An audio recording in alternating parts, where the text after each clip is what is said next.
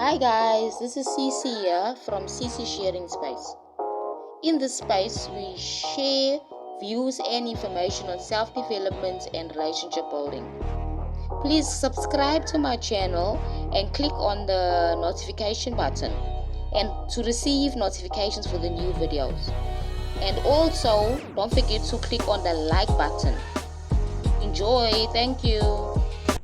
Thank you. Welcome once again to my channel, and I'd like to speak about relationships and ending relationships. My previous video, I spoke about ending a relationship, ending it, and breaking up and moving on with your life.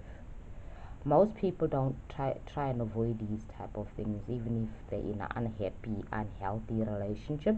They still stick with the person and they hope the person changes, or they hope the situation changes. By then, in most cases, they are emotionally and financially attached to that person. They have given their lives to that person, that's what they say. Because people literally get attached to people, right?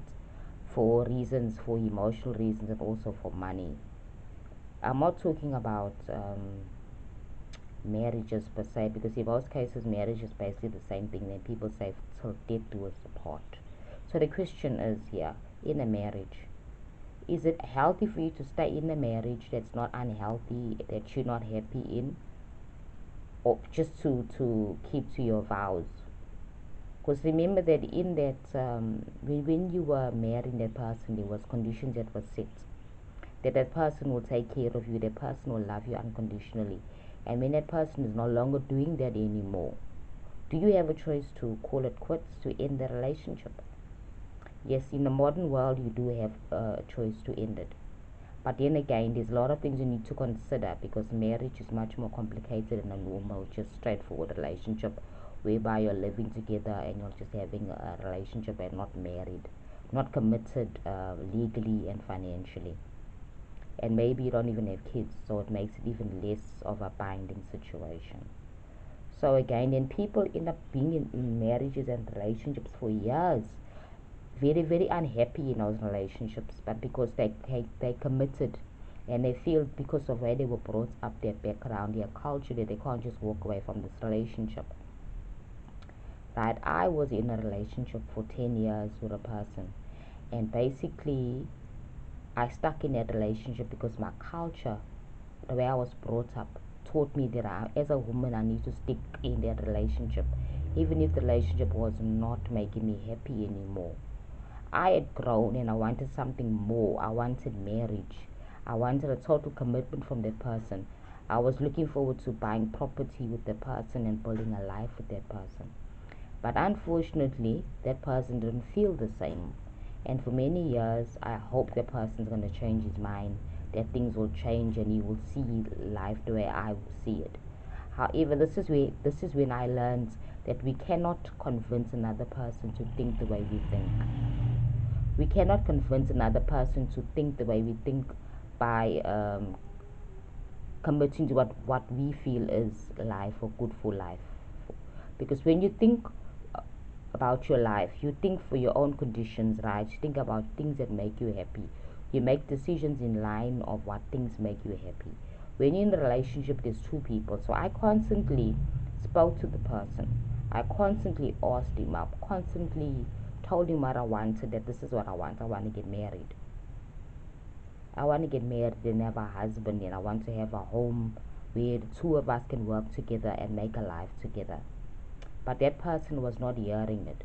And I made a very, very difficult decision of walking away from the relationship after 10 years with that person. Off and on for 10 years, because in most cases it wasn't, we were not really compatible. I was only holding on.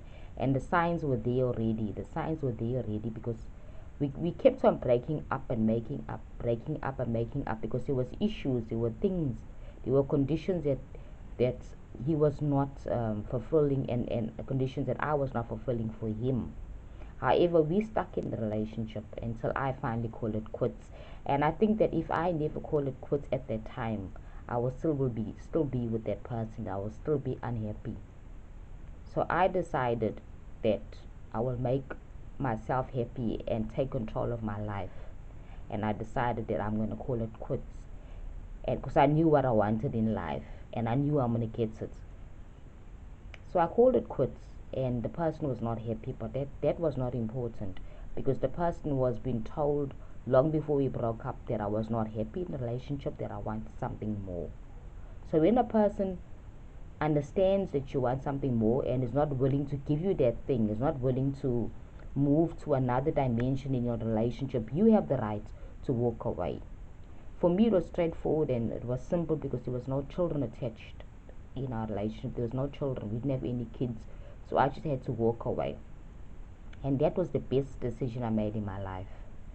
Today I'm married for 8 years with a man which I'm compatible with. We share the same ideals in life.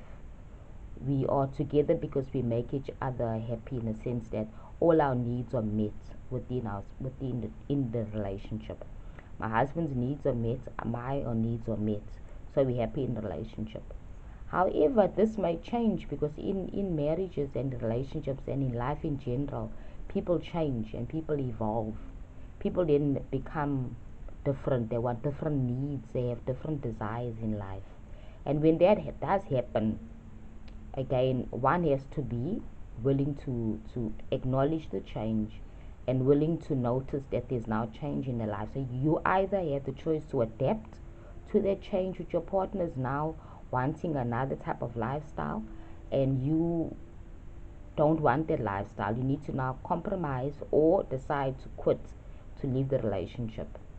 And so far in his 8 years, we've both grown and we've both changed a lot. I'm not the same person that married him in 2012, and he's not the same person who married me. You understand? So in life, these things happen. People say, wow, you married for like 30 years. How did you cope? In those 30 years, I can imagine how much growth and change the couple went through together, and I had to keep up with the change and the growth.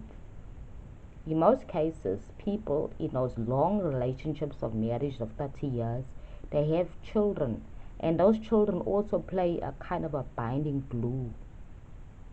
You see, so people end up staying in the relationship because of the children. I stayed in the relationship because of the children, or I stayed in the relationship because of culture, because society wouldn't accept me just divorcing my husband. Life has changed, and the way marriages are conducted now are different to the way they were conducted 50 years ago. In the 20s, women stayed at home and never work. Women never vote at one stage in the world history. So we've been changing. Women never had all the rights they have now. And men were not so flexible as they are flexible now. Men are more flexible now than they were in the 70s. So this also affects marriages and even breakups and stuff. So when a man is telling you that you'll never leave me, you are mine, you belong to me, that's the old way of thinking. And if you're married to somebody who feels like that, so you're having a relationship with a man who's very autocratic, he's demanding, he's controlling, then it becomes a problem. If you cannot adapt to those conditions, you can opt to break up. However, it's your choice. But then you can also adapt and be flexible and adapt to his conditions, because a man doesn't really change in his core principles in life. His core belief system is there when you met him. So a man says that I believe that a woman is just below a man. You need to understand that man will always be like that. He's not really going to change. The way he views life won't really change unless something drastic happens in his life that'll change the way he sees life and the way he sees the woman's role in relationships. So again, back to my point here. Breaking up and divorcing and ending a relationship is very painful because it's a death. It's a death of that role that person played in your life. It's an ending. It's very painful. However, at times it cannot be avoided, especially if you're in a relationship where a man is abusive, or maybe the woman is abusive, verbally or even physically. Or maybe there's other things that come into play in the relationship, like maybe abuse of alcohol and drugs, and your partner has addiction, or you have the addiction, and that person cannot handle it, cannot stand by you and cannot help you fight that addiction or however it may be. That person cannot decide for you to stop using the substance, stop drinking, or stop taking drugs. So the person decides, okay, he's calling quits or she's calling it quits, and they're leaving. You see, so people have a right to walk away whenever their needs are not being met. And this is what I'd voiced in my previous video about unconditional love. If a person's needs are not being met in a relationship, they have every right to end the relationship. And it doesn't make them a bad person. Really, it doesn't, because they cannot compromise their own core needs, what they want in life, for somebody else's happiness. That means they're going to make themselves unhappy to make somebody happy. And that's not love. It's definitely not love. It's not about sacrificing your own happiness for somebody else. Because I mean, how long can you do that? How long can you sacrifice your own happiness to make somebody else happy?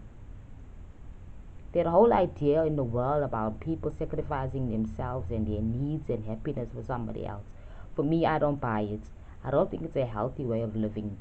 You should be happy all the time in your relationship.